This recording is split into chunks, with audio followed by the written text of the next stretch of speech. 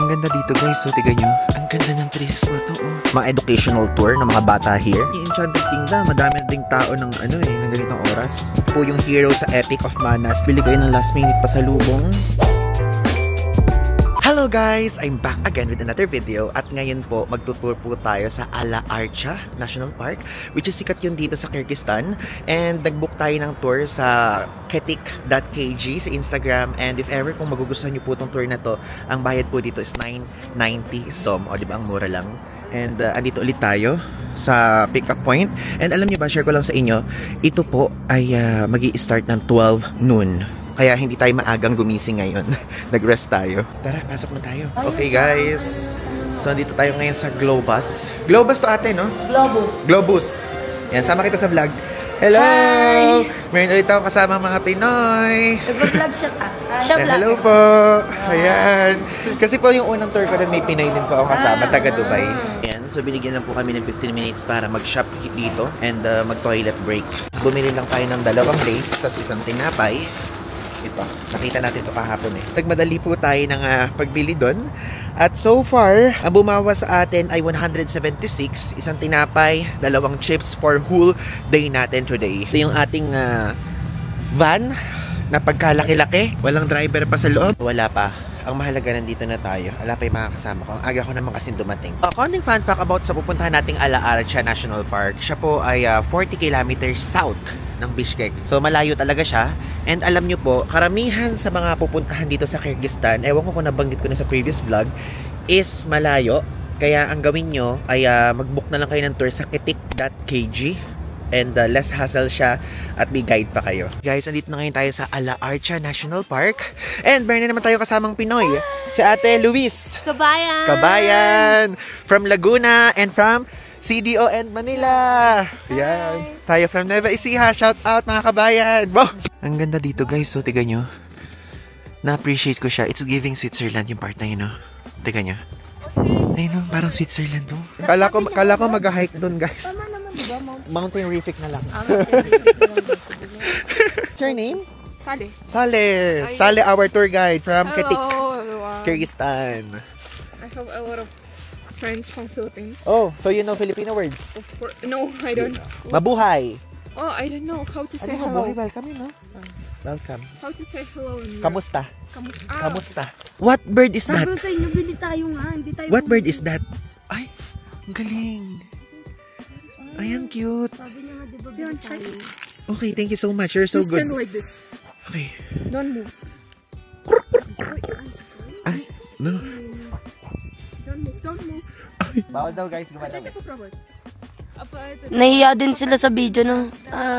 Ayan, tingnan nyo, oh. Oy, vlogger ka ate? Vlogger ka? Never mind. Okay. May YouTube channel ka? Wala. Kala ko may YouTube ka, sabihin natin dito eh. Sa family ko lang. Nakikivlog lang. Oo, may natin dito. Dami natin kasamang Pinoy dito. Feeling ko tuloy, nasa Baguio lang ako. Wow! Baguio. Si ate na lang binibidyohan natin kasi nangawit na ako guys eh. Bawal kasi maingay. Okay, so habang iniintay natin silang pakainin ng ibon, gusto ko na i-share sa inyo itong Ala Archa. Ibig sabihin nito, sa salita nila is bright juniper. Diba? Kasi napakadaming trees dito na ganun. And mamaya papakita ko sa inyo ang ganda. So meron ditong Himalayan something. Physical description. Binubulong ko lang kasi baka hindi kayo maano ng ibon eh. Hindi kayo mapakain ng ibon. Kung YouTube sabihin mo dito. Wala talaga? Wala. Kahit TikTok? Oo. Sayang naman. Sinesend ko lang sa para pamilya ko. dina-document mo yung travel memories mo. Ay, cute.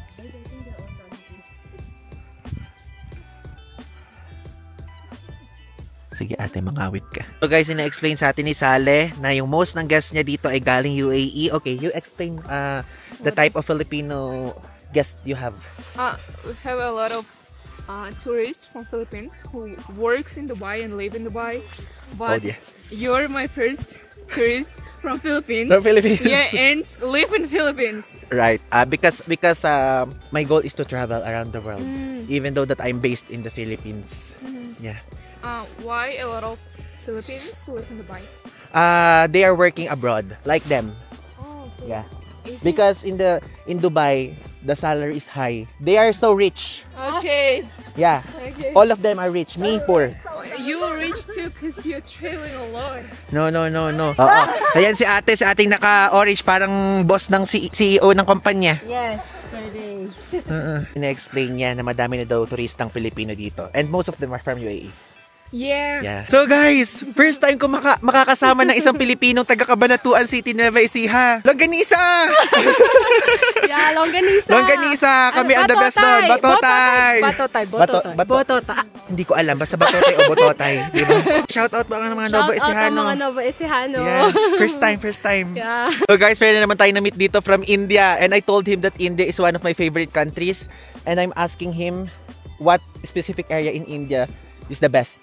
You should travel somewhere in south, maybe let's say for you, if you want to enjoy waterfalls, mountains, beaches, then Kerala is a very beautiful place.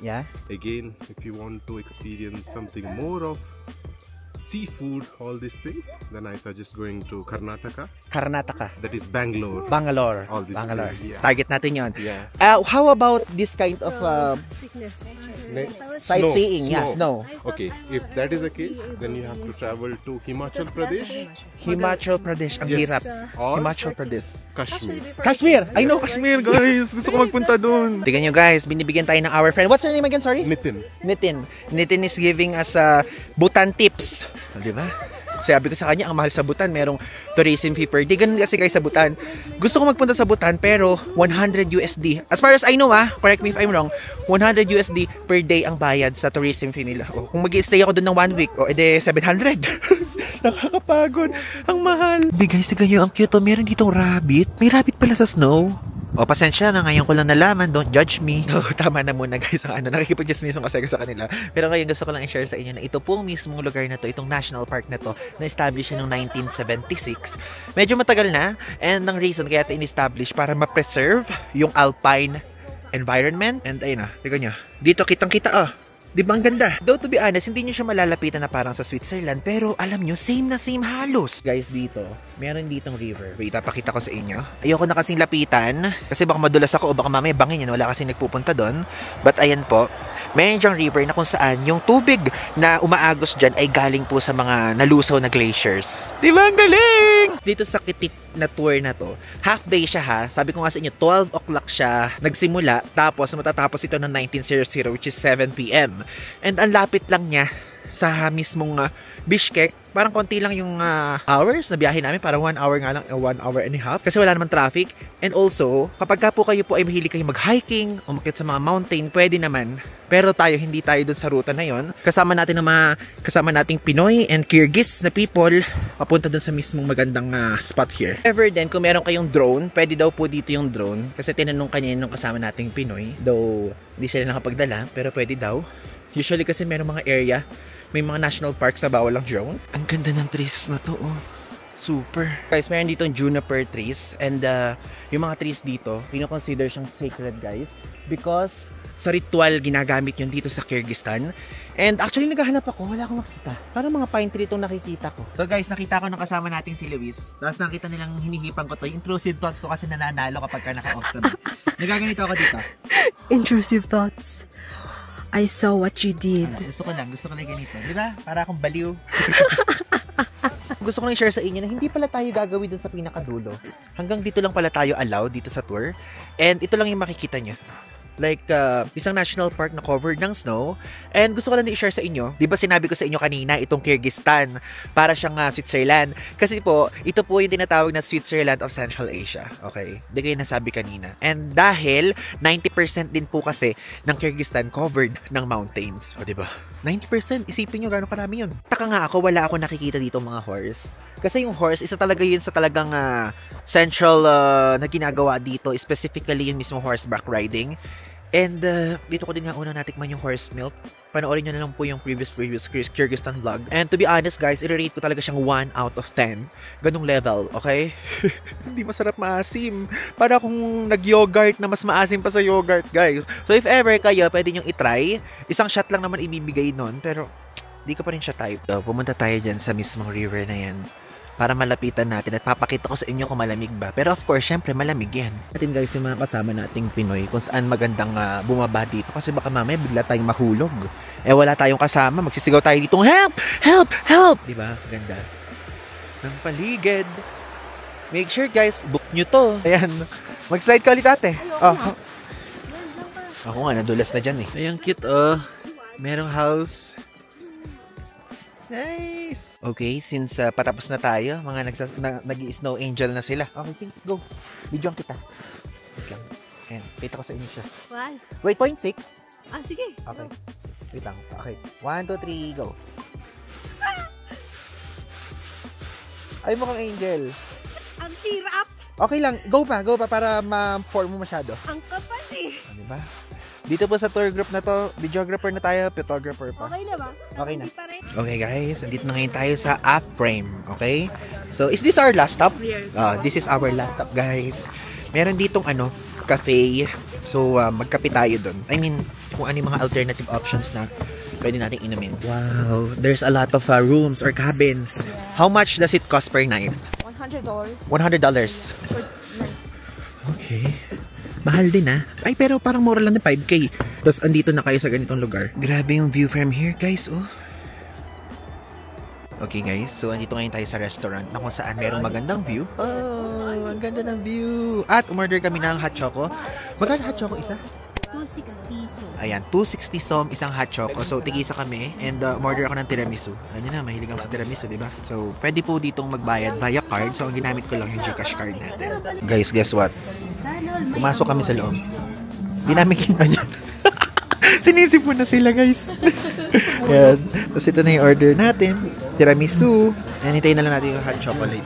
Sila, guys, sinisipon na. Iiyak na sila. Kumukuha na silang tissue. Ang lamig dito banda eh. Ha? Ang lamig dito banda. Ang lamig dito. Hindi kasi feeling ko elevated po.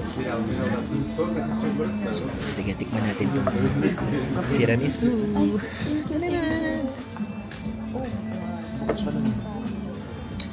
Where's yours?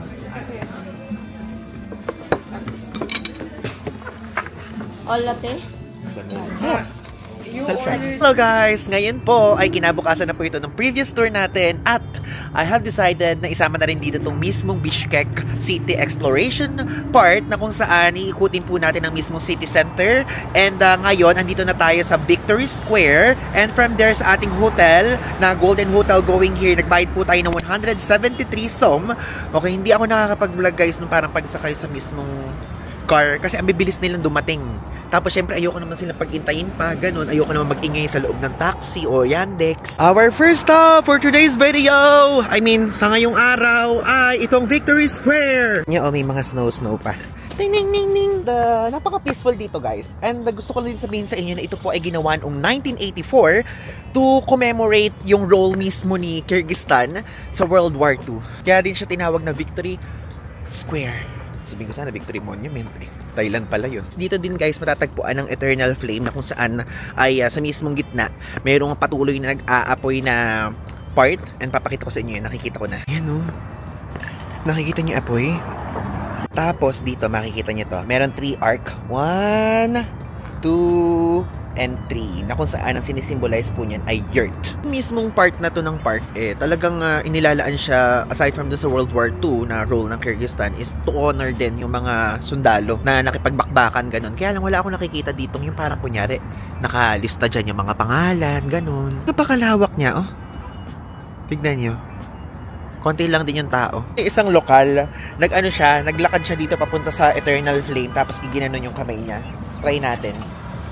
Sipin nyo, hindi yan nawawala, I mean, 24/7 siyang bumubuga ng apoy. Pero, I'm sure, gas yan. May sa ilalim. Pero grabe, unlimited ng gas. Nakakatuwa. Kapag kunyari, May 9 nandito kayo, ay pwede kayo magpunta dito kasi meron silang Victory Day celebration na ginaganap. And, punong-puno ng tao to. Punong-puno ng mga aktibidad, ganun. Kita nyo ba to? Yung statue na yan. Hindi siya sundalo, guys, ha? Kumbaga, ang sinisimbolize ng statue na yan is, di ba sabi ko nga sa inyo, ino-honor dito yung mismong mga sundalong nakipagbakbakan. So, ito po, parang ang sinisimbolize niya is nagwe-wait yung isang wife or mother. And nakikita nyo, babae siya. So, waiting woman, waiting mother, waiting wife. Ganda dito, oh. And alam niyo ba, sikat din tong lugar na to guys sa ano? Sa mga tour, mga educational tour ng mga bata here. So we're going na sa mga ibang tourist spots, and gusto ko lang i-share sa inyo, ganito po ako magtanto sa Google Maps. Nilalagyan ko ng watawat, then yung magkakatabi, yun yung inuuna ko. Pagka mabivisualize natin kung ano yung mga magkakalapit, magkakalayo, ganyan, kung ano yung uunahin natin at ihuhuli. Now, ipapakita ko na sa inyo ang Paramount Kyrgyz Republic flag. And ayun siya behind me. Para lang siya sa Tajikistan na watawat na napakalaki. And lapitan natin. Dito sa Kyrgyzstan, oh, talagang pinapakita nila lahat ng mga ano nila, mga equipment ng panggawa ng something-somethingan. Walang katao-tao. I mean, may tao pero gets niyo yun, hindi siya crowded. Guys, yung flag. And alam niyo ba, napakataas yan. 148 feet yung taas niyan. One of the tallest sa Central Asia. Clarify, one of the tallest lang. Hindi ko sinabing tallest. Kasi po, ang tallest po sa Central Asia naman is yung nasa Tajikistan. And siya po ang pangalawa dahil nga nakuha na nga ni Jeddah nga ang title. Yung watawat na to guys na nakikita niyo sa likod ko, itinaas yan noong 2009 and sinisimbolize nun yung independence ng Kyrgyzstan. Diba? Karamihan sa mga nagtataas ng watawat talaga sa iba't ibang bansa ng mga kinikwento ko sa inyo, ang sumisimbolo sa kanila, mga independence, chuchu, ganyan. Po nakikita nyo po na to, ito po ang State History Museum na tinatawag here. And tignan nyo, para lang siyang box. Wala man lang ka-design though. Again, ganyan talaga yung mga style at mga architecture dito sa Central Asia. And ito guys, ilalagay ko dito yung mismong picture ng flag. And gusto ko lang i-share sa inyo na meron siyang color yellow, meron siyang sun, at meron siyang tundok. And ang sinisimbolize ng top of yurt. Okay, yung yurt, ilalagay ko dito yung picture. And also, unity. Yun ang sinisimbolize niyan. Ayan, buti na lang umaano na ngayon, no? Kumahangin na, nakikita nyo na. Nakikita niya sa ilalim ng flagpole, may dalawang guard. Kasi gusto ko lang i-share sa inyo na every hour nag-change sila. Parang sa ano, Chiang Kai-shek, ganon. We're sitting here sa mismong flag. Sinerch ko kung ano yung tawag sa mismong architecture niya. Kasi, hindi ko alam ko lang Soviet ganyan. Pero, ang tama palang term doon is brutalist Soviet design. So, may brutalist na nakalagay. Tapos guys, matagal siyang ni-renovate. Nagbukas lang siya noong 2022. So, saglit pa lang, diba? Like, bago pa lang yung mga nasa loob, ganon. If ever kung pupunta kayo dito, bukas po siya everyday except Monday. Tulad dun sa mga ibang museums na pinuntahan natin before. Nasarado din. Kasi yun tayo nandun eh. Hindi ako guys nakapunta doon sa kabilang side kasi ginagawa siya eh. Meron dong harang, color green yung harang doon. Kaya dito lang tayo sa likod. But at least, di ba, na-i-show ko sa inyo. Tara po magpunta tayo sa Panfilov Park. Yung Panfilov Park here, sikat din siya. And meron doon mga Ferris wheel, ganyan. And check natin kung mura lang. Experience natin. Minsan lang tayo pupunta sa Kyrgyzstan eh. Ayun lang guys, nakikita ko lang yung Ferris wheel. Okay, so we're here po sa Panfilov Park. At ayan si Panfilov. Panfilov, say hi to our Filipino viewers. Hello daw. Oo nga pala guys, gusto ko lang i-share to. At gusto ko lang i-take tong part na to na opportunity para sabihin po sa inyo. Kasi may mga nagsasabi hindi daw maganda yung pinupuntahan natin. Again guys, dapat i-manage nyo yung mga expectations nyo if ever kapag pupunta kayo sa mga ganitong klaseng lugar. What I mean is, kung pupunta kayo sa European na country, syempre mag-expect kayo ng European countries. Kung magpupunta kayo sa isang country na dating parte ng USSR, syempre mag-expect kayo na parang Soviet yung style ng mismong lugar. Kasi may mga nagko-comment, napapanghitin sila sa lugar. Pero guys, kasi dapat i-adjust din natin kahit paano expectations natin, okay? And also, like, sa Pilipinas, kapag sa Pilipinas, iba yung style talaga sa Pilipinas. Kapag sa Singapore, iba yung style sa Singapore. So, ganun po yun. And if ever naman, mariresearch nyo naman yun ahead of time kapag mag-research kayo about Uzbekistan, about Kyrgyzstan, about Tajikistan, ganyan, Kazakhstan. So, halos magkakamukha talaga sila. Okay? And, again, hindi ko naman mapipilit ang lahat kung magagandahan dito or hindi. Pero, for me po, ibang klaseng ganda kasi meron siya. Hindi ko sasabihin na maganda kasi may mga mas maganda, pero kung ako papipiliin, ngayon since ano na natin eh, almost, na natin to, last full day na natin to eh, kung irarank po ako, kung rank ko yung mga napuntahan natin, maganda, pinaka-nagagandang ko Uzbekistan, and susunod Kazakhstan, susunod Tajikistan, tapos itong Kyrgyzstan yung parang nasa list. Pero, don't get me wrong, nagagandahan ko din yung Kyrgyzstan. Kaya lang kasi dito, more on mas magaganda yung mga nature part, okay? Yung Uzbekistan, ang ganda talaga, lalo na yung Bukharat sa Markan. Grabe, ibang level. Plus, hindi lang siya maganda guys, mura pa. Okay, let's go here. Sa amusement park na walang tao. Ayun, wala talagang katao-tao. Do kasi, baka mamaya gabi naman kasi sikat tong mga ganitong klaseng lugar sa kanila, which is ganun din naman sa atin. Pero hindi eh, merong Enchanted Kingdom sa atin eh. Yung Enchanted Kingdom, madami na ding tao ng ng ganitong oras. So, umaandar tong mismong Ferris wheel. Ngayon tara, puntahan natin and sumakay tayo. May naman parang mas safer siya kumpara doon sa nakita natin sa Bukhara. So parang okay lang to. Okay guys. Ayan, parang I think 150 som ata, oh. Kasi yun ang pinakamahal. Syempre, usually naman adult yung ganyan, di ba? Okay, tara. Guys, ayan na. 150 som. Let's go. Hey, sumakay na naman tayo sa isang Ferris wheel. Natingin ko hindi naman siya hindi naman siya delikado. I mean, parang okay na may pagkakagawa. Again, 150 som. Ito yung view po so far. And, ang plano ko, kaya ako sumakay dito para makita natin ang mismong Bishkek. Ayan. Kitang-kita dito yung watawat, oh. Ayun lang siya, guys. Yung pinuntahan natin kanina. Then, wala tayong nakikita gano'n, no? Puro mga building lang. Wala, nakakatakot. Bakit parang nakakatakot tong mismong Ferris wheel na to? Kapag kasi titignan ko yung mismong naghahawak sa kanila, oh my God! Ay, natatakot ako. Ba't gumagalaw? Natatakot ako legit. Ay, tapos na agad, guys. Okay din siya, guys. If ever, try nyo to dito sa Panfilov Park. Ano lang siya, pumapatak lang siya ng 100 pesos sa atin. Tapos makikita nyo na yung itsura ng Bishkek dun sa itaas. So now, it's already 1:18 PM and pumunta na po tayo sa na-research ko na kainan, which is medyo malayo siya pero 5 minutes walk lang naman from here kapag ka mabilis maglakad. And ang pangalan po nun ay Pishpek. O, diba? Diba Bishkek? Yun, Pishpek. Siyang reviews, oh. 1,142. Guys, kayo, kung nag-iisip kayo at may katanungan pa kayo sa utak nyo na safe ba sa Kyrgyzstan? Safe ba sa ganyan? Yes po guys, safe. Promise. Ala ako naramdamang pangamba here. Tapos yung mga bata naglalakad lang, ganun. Though, parang I think medyo kaakibat kasi ng mga ibang stan countries yung ganung klaseng tanong. Pero, pinapatunayan ko po na safe po sa Central Asia ng mga stan countries. Ito na, we're here sa Pishpek. Ang ganda naman ng building, guys. Lakas mga castle. Kakain ulit tayo ng Kyrgyz food. Tingnan nyo, ang ganda dito. Iba yung atake, oh. Diyos ko guys, tayo ay natabi pa sa heater. Ayaw nga natin ng ganito. Pero heater yung katabi natin. Walang picture. Pero may English version. Okay. Basahin ko na muna din, mapakita ko sa inyo later. Okay, share ko sa inyo ngayon yung menu. And dito may mga cold platters. Though, mahilig ba kayo dyan guys? Pause nyo na lang. And ito naman yung presyo sa salad. Ayan po ang presyo. And hindi din ako order ng salad now. Dito naman, ayan din po, salad din po. Usually ang presyo, tignan nyo, pinakamura 170, tapos pinakamahal is 580. Tapos dito sa mga soup nila, may soups dito na available. May tom yum nga, oh. Yung tom yum nila 600. Tapos ang in-order natin shorpo. Itong shorpo, oriental soup, sa kanila yan. And nakita ko sa TikTok, sikat yan. So itatry natin. 350 naman yung halaga niya. Pwede kang mamili kung lamb or beef. Tayo ang pinili natin, lamb. Syempre para kakaiba. Tapos, since hindi naman tayo nakapag-breakfast, itlog lang kinain natin. Ito, umorder tayo ng Tashkent pilaf. Okay? And dito naman, ay, hindi ko nasabi kung anong order ko, kung beef or lamb. Pero kahit, beef and. So, dalawa pala. Hindi pala mamimili. So, umorder ako niyan, 350. Som naman yun. And kung kayo po mahilig kayo sa flatbread, ito, 80. Som naman siya. Mga pasta, meron din silang carbonara. Ayan, 550. Som. Pinakamura, 450. Som. Sa mga steak, yung steak nila medyo pricey ha. Yung T-bone nila, 1.2. Yung cowboy steak nila, 1.2. Tapos pinakamahal nila is yung steak made of ox meat, 1,250. And ayan, manti. Kung mahilig kayo sa manti, 5 pieces na manti with beef is 350 som. Tapos, ayan, mga meat dishes. Pause nyo na lang guys.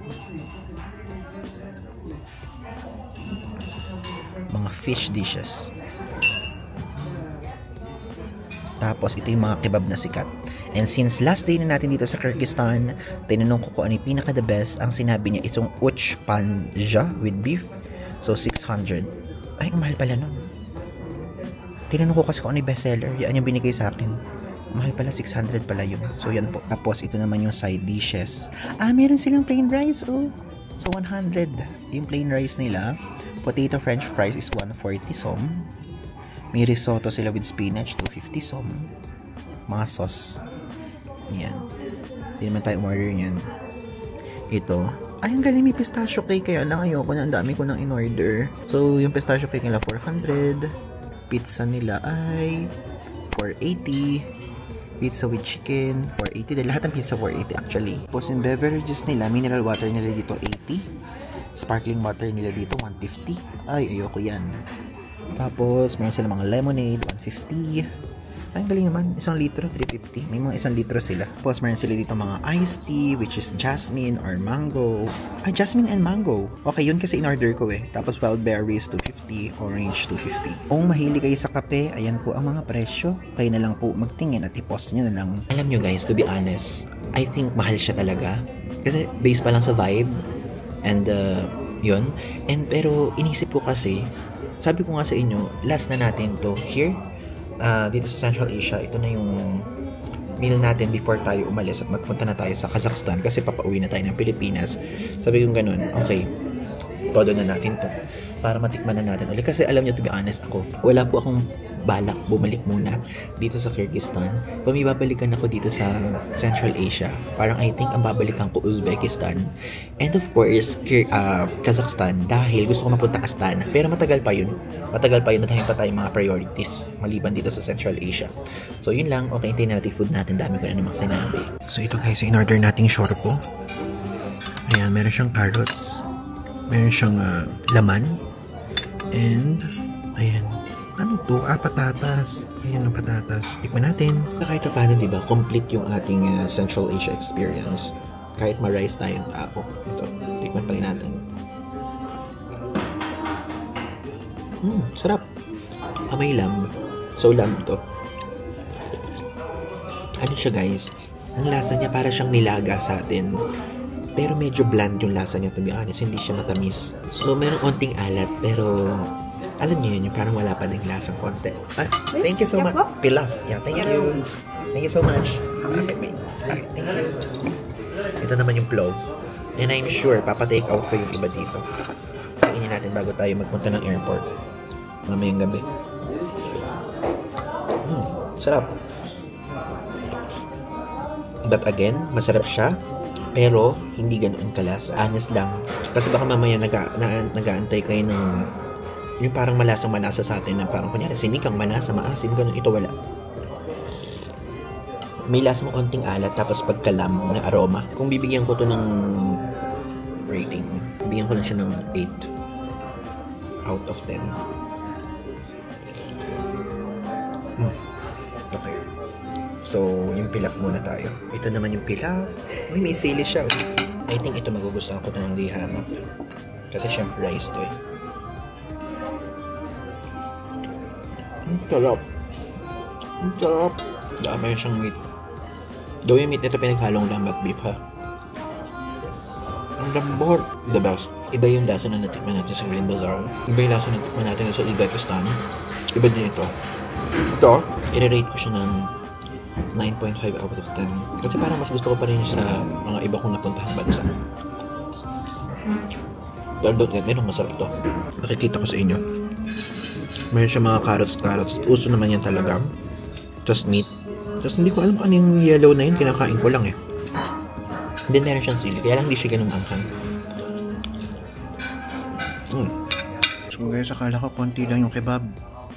Ang dami. Tignan nyo. Kung gaano kadami. Diyos ko.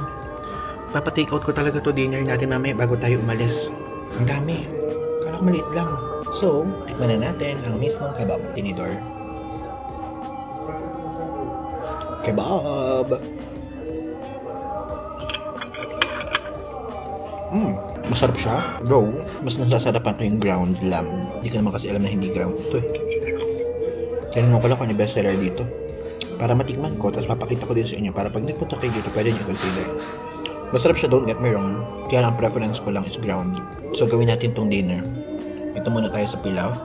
Tapos ubusin natin sa baw nitong shorpo. Okay, so ito inumin natin. Ano siya? Mango na may jasmine. Pero bakit orange yung nakikita ko? Orange saka jasmine. Hindi mango yung nilagay. Pero masarap. Masarap siya. Lasang sampagita. Okay, so nagbayad na ako and card ang pinambayad ko. Ang total bill po natin is 1,590. O, diba? Natuwa ako mayroong discount. So, 15% siya. Nagulat lang ako, diba? Okay, so we're done eating at ngayon, nag-book na tayo ng Yandex. 179 som yung babayaran natin. Papunta sa Manas Statue. Malapit lang yun sa hotel. Puntahan muna natin yun. Let's go! Okay, so nakarating na tayo ngayon dito sa Manas Statue. Ngayon, as you can see, diba?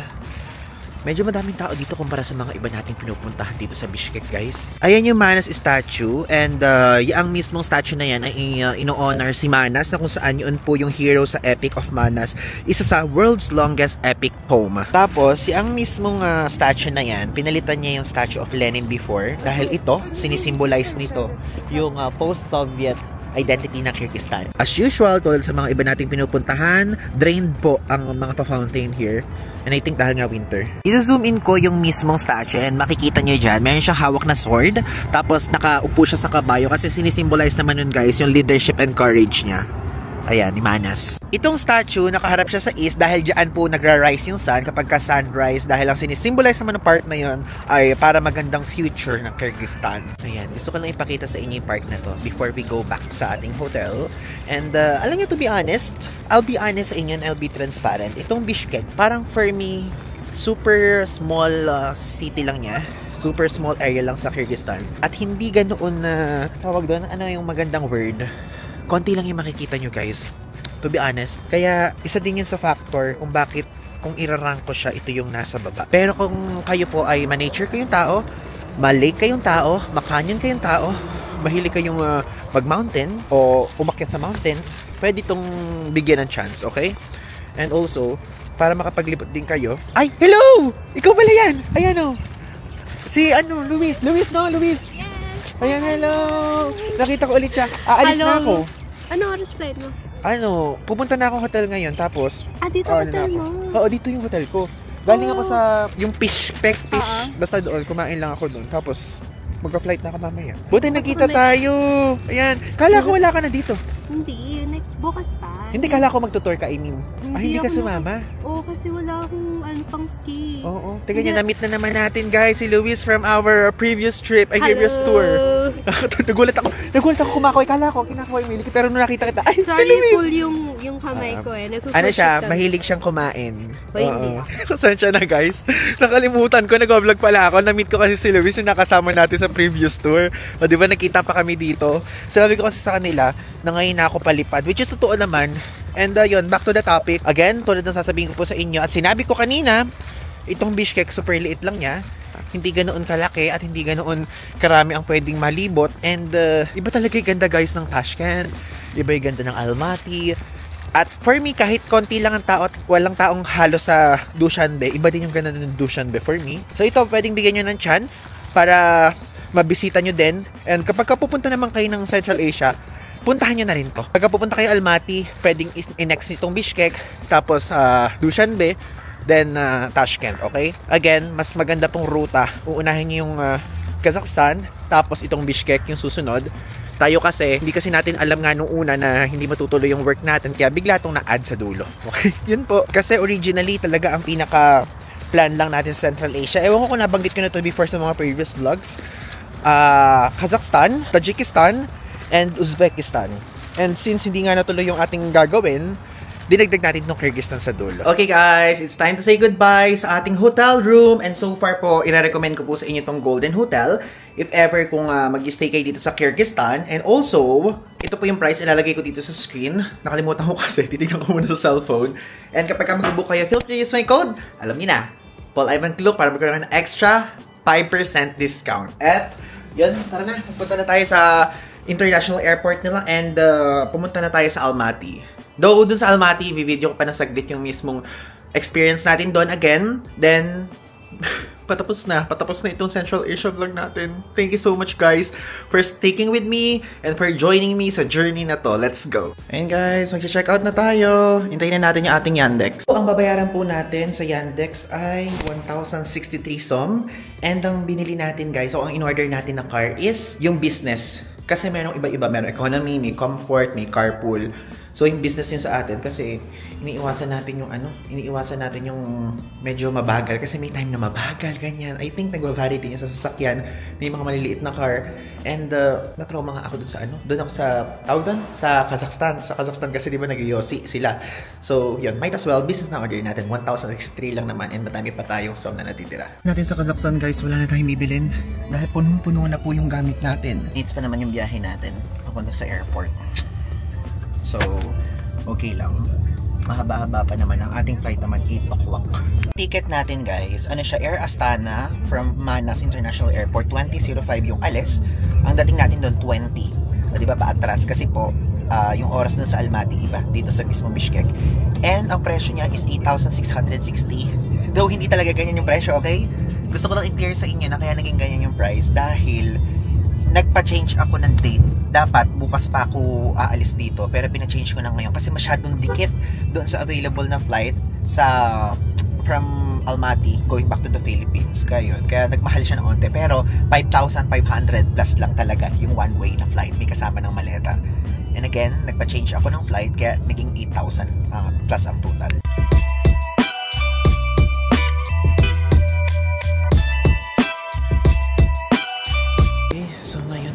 Umakyat na tayo sa itaas kasi sa second floor po yung international departures. Yun na lang yung legend dito. Ayan, check-in for international flight, second floor, first floor domestic departure, tapos may toilet dyan, tapos exit. Grabe, no? Super bilis lang ng trip natin. Picture ng departures area here. Okay guys, so nakalagpas na tayo sa immigration, sa security check. So far, ito yung hindi strict na security check in immigration sa buong Central Asia. Super dali lang. Nakalagpas ako. And dala-dala ko pa dito yung mga iba kong binili sa grocery na hindi nakasya sa maleta. Ang itsura dito. Wait, hanapin natin gate natin. Tingnan nyo naman mga sarado dito. Uy, mukhang masarap to oh. Daming sarado. Walang laman yung duty free nila here. Bili kayo ng last minute pasalubong here sa Kyrgyzstan. Wala kayo mabibili. Puro mga pagkain lang. O alahas, baka gusto nyo. Nandito na tayo ngayon sa random na boarding gate kasi wala pang naka-assign sa Air Astana. Pwede nyo i-check sa screen. Mayroon naman mga screen na ganyan po. And so far, ang nakikita ko ditong flights, mayroon ditong Uzbekistan Airways, Ural o Ural Airlines, Avia o Avia, Traffic, tapos Air Astana. Sa side na ito, mayroon din pala mga bilihang pasalubong. So, binabawi ko na yung sinabi ko kanina. Hinusgahan ko na agad sila. O kasi nung una wala.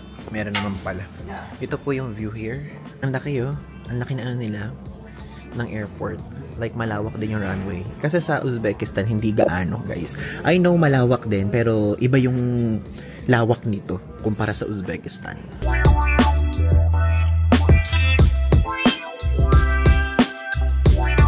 Ayan na yung maleta natin. Dito guys, napakabilis lumabas ng mga maleta. Ngayon, since hindi naman tayo babalik pa sa Kyrgyzstan, ipapalit natin itong natitira nating 1,900 som. Kasi hindi ko din naman ito magagamit. And kapag katingin ko kulang pa, mag-withdraw na lang tayo ng maliit. Saglit lang naman tayo dito eh. Okay, nag-aabang na tayo ng Yandex 4 minutes bago dumating. And gusto ko i-share sa inyo na dito po kapag sa Kazakhstan, hindi gumagana ang GCash ha. Hindi din gumagana ang card. Hindi din gumagana ang credit card. Debit, credit, ganyan sa mismong Yandex Go. Pero kapag sa Uzbekistan gumagana, sa Kyrgyzstan hindi din gumagana. Kaya dito ay cash ang ibabayad natin. Buti na lang yung som nating natitira. Kasya pa siya hanggang bukas. Ang pamasahe from here going there 2,100 tenge.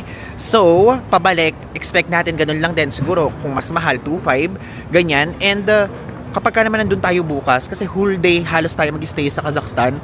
And ilalaan ko na lang siya sa rest kasi meron pa tayong susunod na biyahe. At least tapos naman na ang ating Central Asia trip.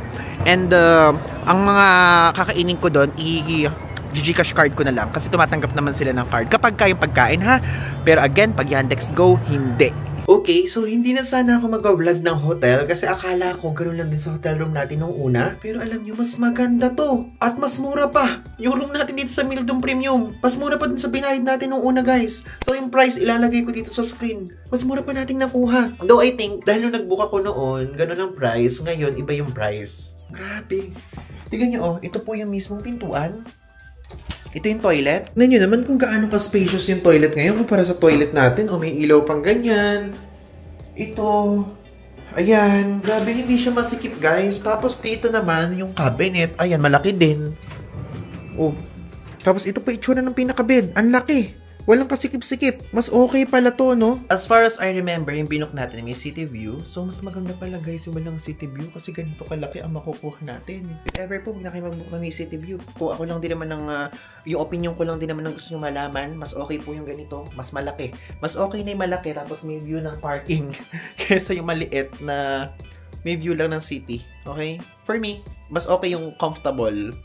Again, book nyo to. Okay guys, ngayon po ay aalis na tayo here. So, whole day nagpahinga lang tayo. Joke, hindi pala tayo nagpahinga. Nag-edit tayo, tapos gumawa tayo ng mga ibang kailangan gawin.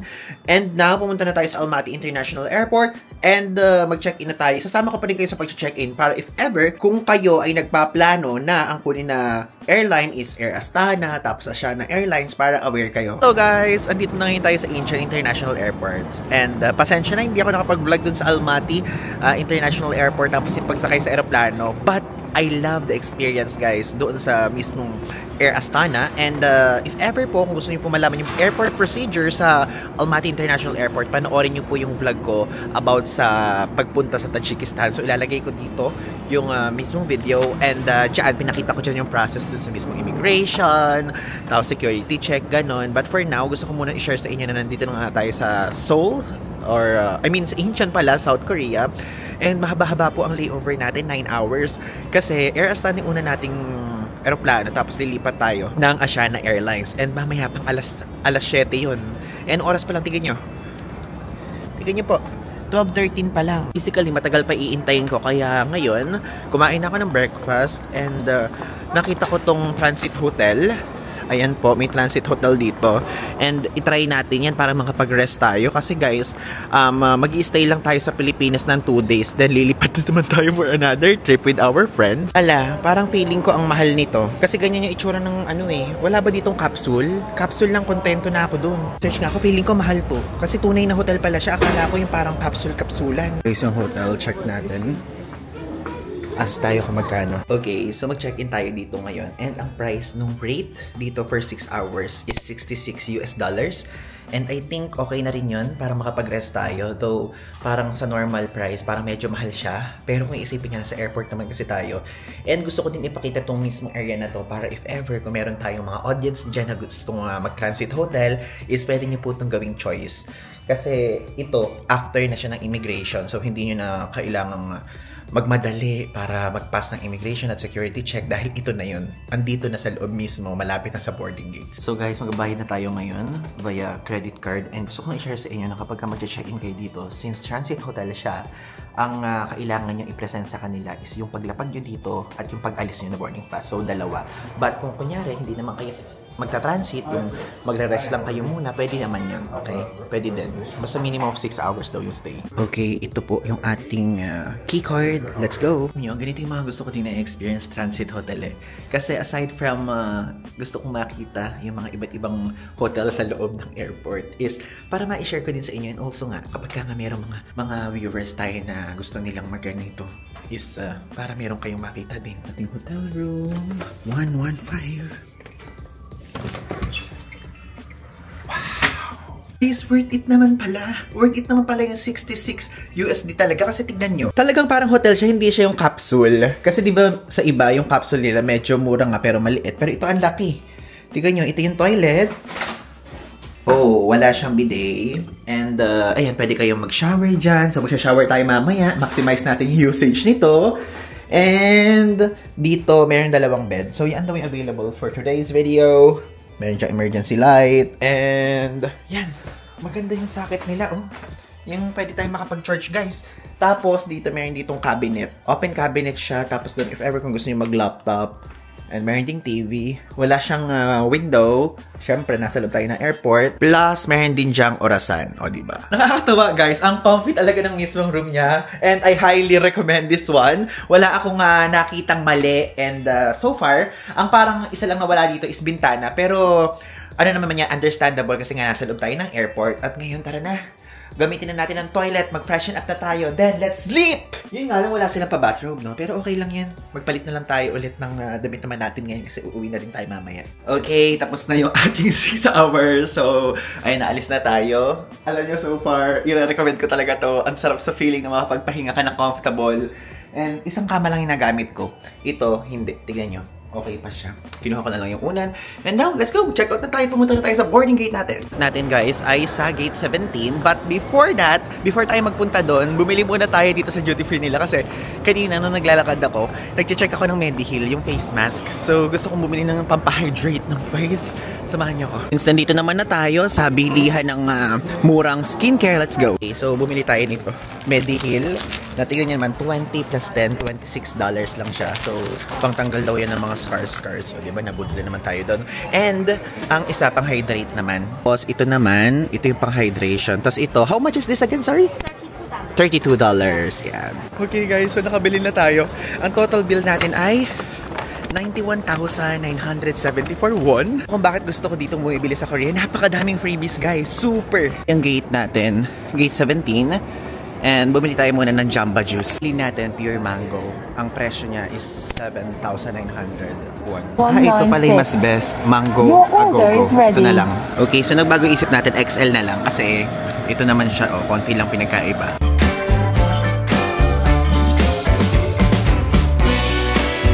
Okay guys, ito na. Paalis na tayo. So ito na po. Pagtatapos na po ito ng ating Central Asia Vlogs. Maraming salamat sa pagsuporta at pagnood ng mga vlogs na ginawa natin dito. And again, this is Ivan de Guzman at abangan niyo po ang ating susunod na series coming agad-agad, okay? So thank you guys so much. So, yun lang. Thanks!